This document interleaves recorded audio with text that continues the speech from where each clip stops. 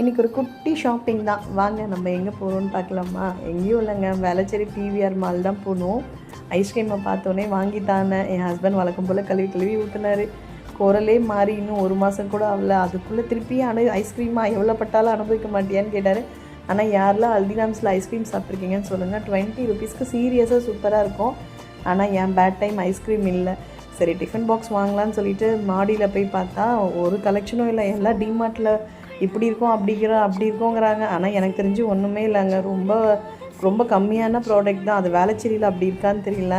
அங்கே ஒரு குட்டி பொண்ணு பேக்கும் வாட்டர் பாட்டிலையும் வச்சுட்டு அவங்க அம்மா கிட்ட ஒரே ஜாலியாக விளையாடிட்டு இருந்தான். அவள் கூட கொஞ்சம் ஃபன் பண்ணிவிட்டு தருண் குட்டிக்கு ஸ்லிப்பர் எடுத்துகிட்டு சரி வாப்பா போகலாம் அப்படின்னு சொல்லிட்டு கிளம்புனோம். லாஸ்ட்டில் நாங்கள் டிஃபன் பாக்ஸ் வாங்க தான் வந்தோம். லாஸ்ட்டில் பார்த்தீங்கன்னா டிஃபன் பாக்ஸை தவிர மற்றது எல்லாம் வாங்கிட்டோம். எல்லாம்னா ரொம்பலாம் இல்லை, ஜஸ்ட்டு வீட்டுக்கு என்ன தேவையோ அதுதான் வாங்கணும். ஆனால் அதுவே எங்கள் பட்ஜெட்டை தாண்டிடுச்சு.